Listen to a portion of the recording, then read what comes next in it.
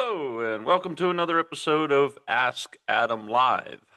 If you've listened to the podcast before, you certainly know that ASK is actually an acronym for Always Seek Knowledge.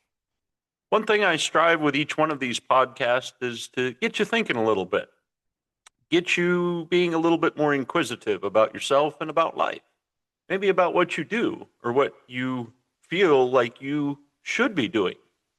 That, I believe, is our soul's purpose. And once we discover what that is, well, then we tend to enjoy life a little bit more. Like I said, I strive in each one of these episodes that you would begin to start just asking questions about what you do, about life, and to learn a little bit more. In this episode, Leading Through Crisis and Change, I hope that you learn a little something and that you might share it with someone else. Now let's get on with today's episode. Leading through crisis and change. True leadership isn't calm. It's revealed in chaos. Anyone can lead when it's smooth sailing, but when the storms hit, well, that's when your value, your voice, and your vision most matter. I remember seems like each one of these episodes I keep harping on real estate, but it seems to be the most poignant, and I could probably think of a couple others, but we'll go with real estate. It was kind of the financial crisis event of '08, and things weren't looking good, and the market was, each day was a new something happening that was something you had not seen before. Maybe a little bit like today, but quite frankly, because we've seen the crash of '08 already, seeing a future crash or adjustment, as they call it in the real estate world, a market correction, which has happened, year in and year out. What's made this kind of interesting is that, well, we haven't seen anything in about 10 to 15 years. So seeing an adjustment of any kind is certainly most welcome by anyone in the industry, buyers, sellers, and agents. If they truly admit it to themselves and are honest about what they do, they will admit that a market correction is good. Nonetheless, during this time, not knowing what the future brought and just opening an office with two other partners, I found myself, just not sure what the next day would bring. It also didn't help that, technically I was working two jobs as well. I was working at night loading trucks in order to keep my own personal bills paid, so the income I did derive from real estate went back into the business to keep it going and surviving. I wanted to keep the bills paid. I wanted to keep the admin powered up. I wanted to make sure that they were there. If the phone rang, somebody was there to answer it. If somebody stopped by, they were able to set the appointment, and just keeping things going. I found myself bypassing some of the transactions to give it to other agents in the house, allowing them to keep food on their individual table. But leading through this crisis, there was a certain element of calm and not getting too excited. And I remember one of the younger agents would come in and just, oh my gosh, I heard on the news today that this is happening. I said, well, and where is that happening? Well, it's happening at such and such city. I was like, okay. Well, that's not where we're doing business. We're doing business here. I remember constantly focusing on what was our market doing. I remember constantly focusing on the data that I was deriving from our listing system, from the sales data transactions, all of that stuff to see that, we were actually doing pretty good. We, at large, were in our own bubble, if you will, because the city really didn't affect us. And quite frankly, a lot of what we were selling was second homes in the mountains and in the river locations around the Potomac River and other tributaries, that it was a lot of the equity starting to rise from that particular generation looking for that second home option. And that, quite frankly, was a lot of what kept the lending going as well, at least the strong lending, is because they were just cashing out the equity in their primary home in order to purchase a second home. So we had a whole different transactional market that, quite frankly, I kept focusing on the data.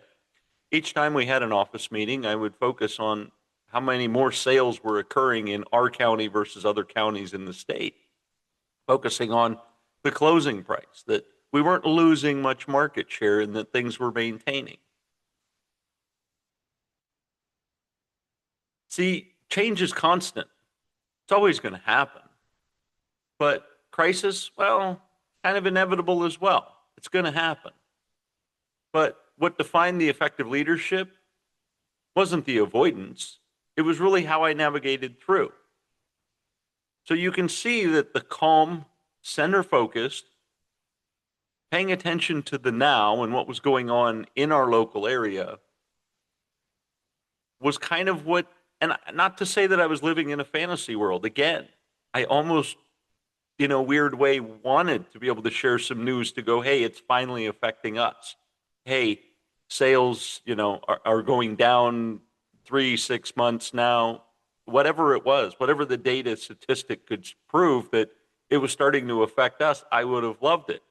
In fact, the one thing I did share was the more foreclosures that were occurring. But again, because of our buying audience, which was from the DC metro area, the government money, if you will, they were all still working. They were all still getting paid. They still had their primary residence that was more than bought and paid for and had plenty of equity to come buy a second home / cabin in the woods. Many times they bought primary residence, or a residential home that they purchased and utilized as a second home just because they liked being in a specific neighborhood that happened to be residential homes and not recreational cabins.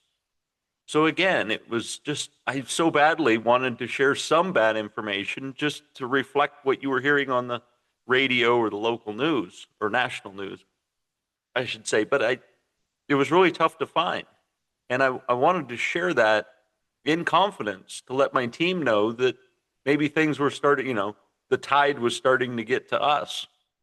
But, it never really did. We just actually increased more of affordable housing. And I will be upfront to say that, yeah, in a general way, we did, the next county over, I should say, lost about 40% of their market share. And it did take a good 5 to 8 years for that to regain. But again, we knew that because it was kind of a rural area, meaning it was very spread out. It wasn't even suburban. I mean, like Walmart wasn't anywhere in the county, if that's a good explanation of suburbia. You literally had to go to the neighboring counties to get to one of those larger chain stores. No affiliation or advertisement to Walmart, by the way, but I'm just sharing is that it was a tough place to get to. It was in the Allegheny Mountains of the US, and it wasn't a popular place. Therefore, the market didn't render high sales and or a huge populace coming to that area. There just wasn't even manufacturing in that locale. A lot of hunting ground, if I recall. So it was through that event that I probably honed in a little bit more on being calm. I could also remember sometimes driving a tractor trailer previous to real estate, where you'd be traveling through a storm, and if you did listen to the national, it was this tremendous storm, and really it wasn't that bad. A couple of times you were sitting in traffic, but it wasn't horrendous. Certainly wasn't life-threatening. So developing that calm and just understanding that what is the crisis, what are the circumstances, and just looking at your local information, basically in the example of the truck, is just looking out the window and seeing the situation and handling it, and not necessarily looking at the data with real estate, or the local data, not national data or what someone else's opinion is. So I promise in this episode that you'll walk away with 5 pillars of crisis-ready leadership, tools to stay grounded under pressure, and a mindset that turns disruption into direction. Are you ready to get started? Part 1, what crisis reveals. Crisis doesn't create character, it reveals it. In moments of uncertainty, People are looking for clarity. They want things to be absolutely sure, or they're looking for the sure thing in an unsure environment. They're also looking for calm. Now, they may not be panicked at this particular moment, but human nature is to have a level of anxiety. And if you can put the calm energy into a room or a situation and then let that reverberate through the room or the area, well, that's strong leadership, as well as consistency. You want to do that. And much like in real estate, I offered the same message. Here's the news. Good, bad, or indifferent, here's the news.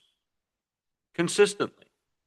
And I consistently shared, if I had something different, I would love to share it with you. Good, bad, or indifferent. As well as the compassion. The compassion to feel what others were feeling. The financial pinch that we were all experiencing by not having that level of consistent sales. Well, I had the compassion and sharing the abundance of activity that was occurring in the office. I was making sure that it was spread evenly amongst those that, first of all, showed up, meaning they were interested in making a living, as well as those that maybe had children at home and kind of had to adjust the sitting schedule where they weren't able to be in the office. And that was conveyed to me, in which case, yeah, you can work from home. By the way, this was in 2007 and 8. So long before COVID did people work at home. Sharing all of those elements is how we got through. Leadership in crisis isn't about having the answers. It's about anchoring the team in what matters. And that anchoring in that specific situation was to remind them that I wasn't bragging, my partners and I, we had a pretty strong investment. We had just purchased the building. We had signed a contract with the administrative assistant who was pretty much going to stick with us and was flexible to maybe not get paid this week, to go to a every other week payment instead of a weekly payment in order to give us a little bit of wiggle room. It wasn't easy, but we all learned to flex. And we anchored what was most important, is that we were all there wanting to do something. We wanted to help people. We wanted to sell homes. We all wanted to do it from that level of independence from the office that my partners and I created and offered to agents to be able to participate in. We all understood that mattered. I am not sure what happened to the plaque that we had on the wall. Things got really busy when we sold and ended up merging with a larger company, just more out of convenience. Because even though the agents were doing well and the market started to turn around, they wanted to free themselves a little bit.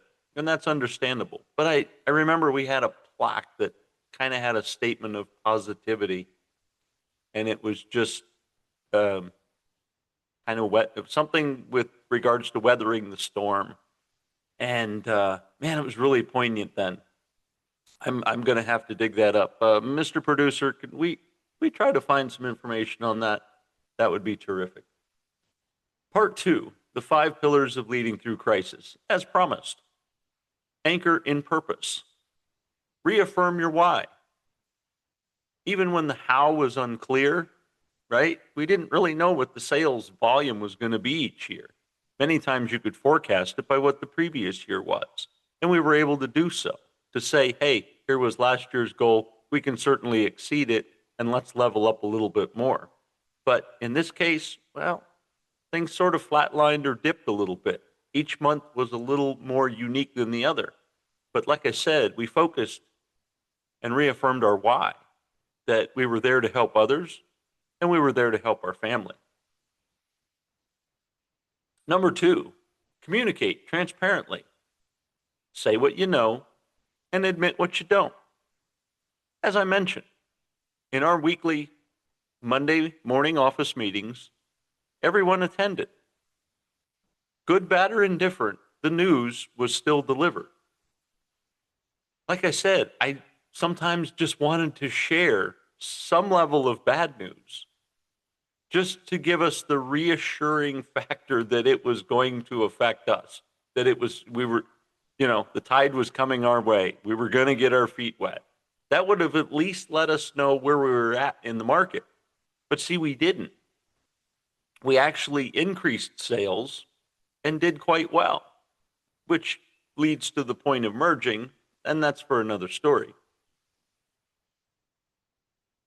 Often sharing, you know, what our next steps were going to be as far as maintaining our sales as they were increasing. Even the consideration, and I remember this, we actually had a vote. There was an agent that wanted to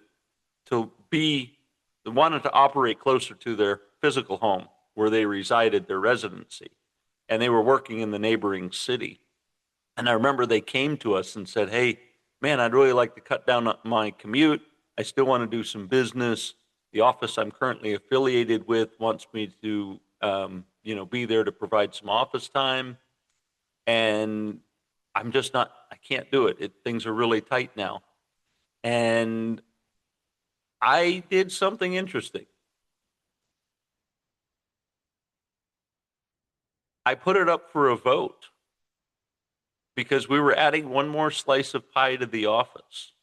A little less was going to then be distributed to those who were currently in the office if we were to add an individual, because they were interested in what most offices provide, which is a level of service to the agent. And I brought it up to the meeting and I said, "Hey, there's someone that's expressed wanting to be part of our office, but I want to be upfront with you that this is going to change how the pie gets divided. And if you're interested, that's good. If you're not interested, do say so that as leadership, we can make an effective decision." And, communicating that with transparency was certainly appreciated by the agents that were already there. And this leads into step 3, which was prioritizing people over the process.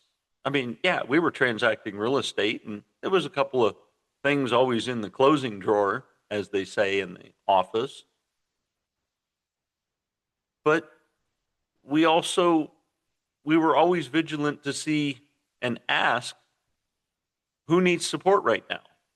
If there was that call or walk in, it's like, who doesn't have something in the drawer? Who could use something in the drawer? Not favoritism, just proper distribution.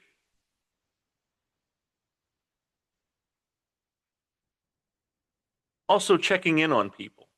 I always wanted to know how you were doing, not where's your file at, or where are you at in your file?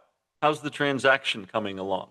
No, I was more concerned about how you were doing. Were you doing okay? Was the family okay? Was there stress at home that may have brought stress to the office? I wanted to know that.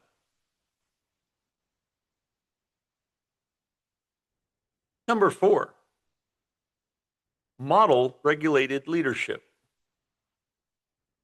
You can't calm the storm with more storm. You just can't do it.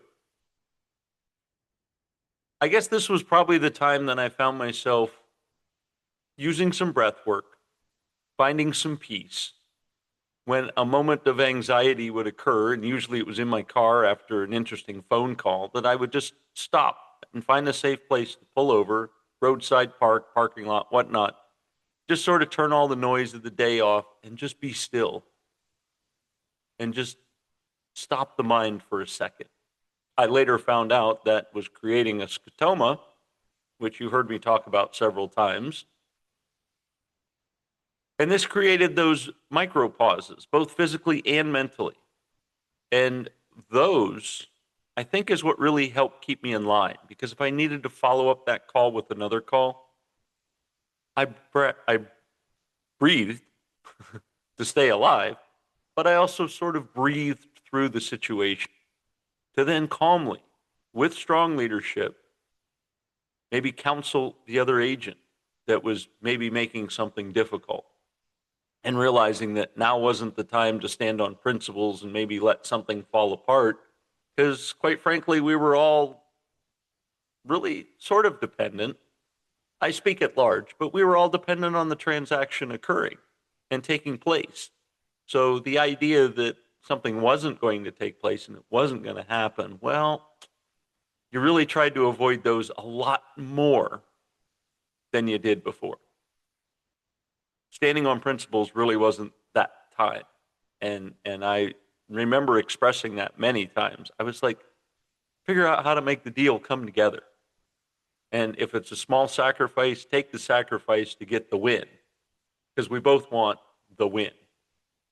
That leads me into number 5, which was adapt and decide. Don't freeze. Learn to pivot with purpose.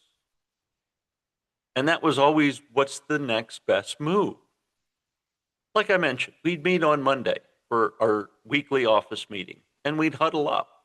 And some of that was forecasting what happened in the previous week, what was looking to happen in the next week, and where the market was currently at. So we did pivot with purpose. And when we started to see a mild slowing down of transactions, I had already done it, but others in my office, one of the other agents kind of got a part-time job doing something, and they let me know about it and said, hey, I'm kind of doing okay over here. So unless it's something really important, I really don't need something in the file. And that was great communication. That allowed us to share with others, because I know one of our agents was absolutely dependent. It was the one thing they could do. It was the one thing they knew how to do. And it was the one thing that was kind of feeding their family. So that being said, I wouldn't call it favoritism. We were adjusting and adapting. We were pivoting with purpose. We were making those corrections, not in the storm or with the mindset of the storm. We were able to step away from the storm in order to make a decision and then come back in the storm. Having that flexibility is huge.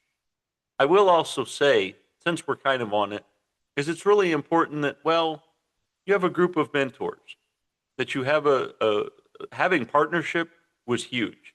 I think many of the decisions I had to make in that situation, I feel like I would have made them correctly, but certainly having 2 other people to sort of advocate for me, or just to combat me for some of the silly things I thought would be solutions, that was appreciative, because it wasn't just me trying to figure it out. So certainly have a board of individuals, have a group of mentors, have just a table of advisors that you would communicate with around making decisions. And part 3, shift from control to clarity. You don't need to control everything. Again, I wasn't trying to adjust the market. I wasn't trying to control the market. I was just monitoring it. Much of that was to see what was going on in the market, how to share with my fellow agents what we can do to be proactive with the market, as well as to start seeing the trends and to know.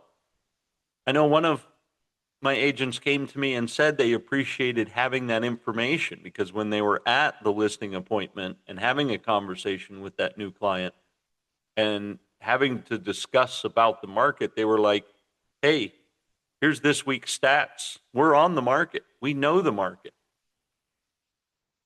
Not here's something from 30 days ago, or I believe they go back like 6 months sometimes, maybe 3 months. Well, that's not really an accurate count of the market.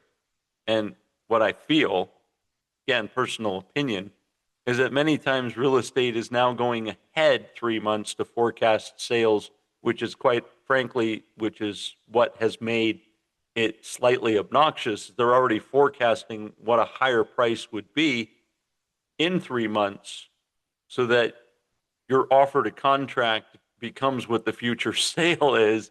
And And that's just part of what's inflated the market. Again, my own personal opinion, but I'm just somebody that is teaching leadership, not real estate. You don't need to create safety and direction.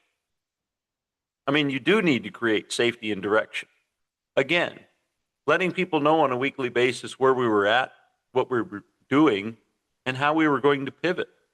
Knowing that, hey, things may adjust this week and here's the direction we can go. Or if a client asks, how's the market? Here's where we're at. Knowing that information allowed us to be proactively directing away from the storm, changing that compass heading setting to the direction away from the storm, where we were on the edge of it, not in the middle of it. Also leading with values and not velocity. I think I remember one of the agents coming to me and they were really excited. They had a listing for a pretty predominant piece of property in the town. And it was going to be great. I mean, who wouldn't want their sign in the middle of town? Hey, this is for sale. It was really great free advertising. However, I think the listing price was a bit obnoxious and it was a kind of a weird circumstance regarding the sale. And the more I got looking at the paperwork, things really got messy. And I remember just counseling them to say, what's our why? And is this helpful? Quite frankly, we came to the conclusion that although it was a great listing, it was probably best to say no and to walk away from it. I can tell you that hindsight paid off in dividends because it ended up being a property that, well, although it had great advertising space, it didn't sell. And when it did sell, it was at a pretty discounted price because, well, it needed work.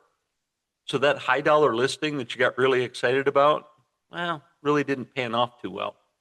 And the free listing, well, we had plenty of signs in town anyway, so I really wasn't afraid of that. But again, we were leading with our values, not the velocity of volume, not the velocity of advertisement, we weren't doing it. And we learned through scaling back and focusing on our values, that's how we survive.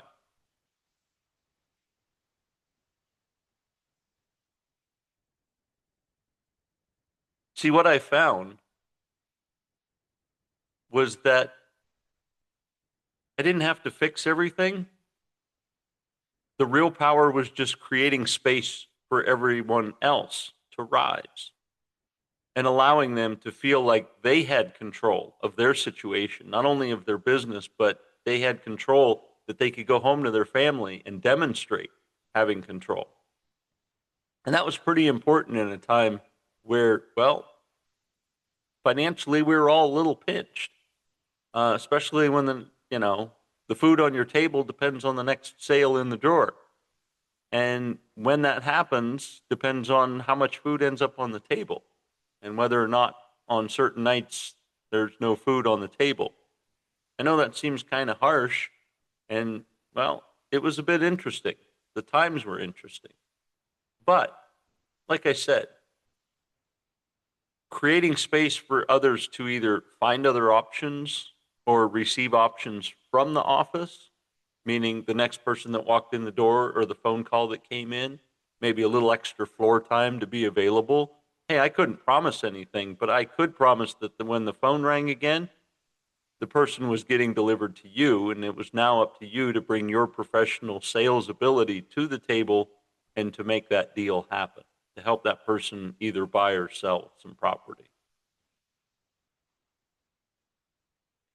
That was where leadership came in.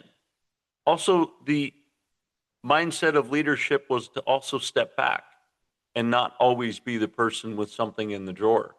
Quite frankly, my partners would agree, we appreciated having something in the drawer, not necessarily with our name on it, just that there was something in that closing drawer, meaning a transaction was going to happen. The office would see a percentage, and it was less money coming out of our pocket to fund the office. Like I said, I was able to do that with the few transactions that I had just because of my diversity. And I say diversity is because, well, I, I was pretty much tackling, yeah, about 4 states and 7 counties worth of real estate. And much of that was due to my commute from where I was living to where my office ended up being. So I covered a lot of, I brought business to the office or through the office, as they say, from other places that agents weren't going to. So I didn't take anything away from my locale. I did it at a distance. And that was appreciated as well. So when there's something local that quite frankly was going to incorporate me, a 40-minute drive to go meet with a client, I gave it to one of the local agents. And again, it was that pivoting and adapting, knowing that it was also the values of being more important to them than it was to me. My bills were kind of already getting paid. I had set things up as soon as I started to see the clouds of the storm and knew that something was going to occur. So let's recap. Crisis leadership is clarity under pressure. Focus on purpose, people, and presence. Communicate, regulate, and adapt. I invite you to download the Crisis Leadership Compass worksheet. Use it to access your response style and strengthen your leadership under pressure. I invite you to share a lesson or a quote with the hashtag lead through the storm and tag at Ask Adam Live. Let me repeat that. Share one lesson or quote with the hashtag lead through the storm at tag at Ask Adam Live. That's a lot. When I find that plaque quote, I'm going to post it myself. That's going to be my share. The storm isn't here to sink you. It's here to sharpen your compass. Now let's lead on and go out to make it a great day.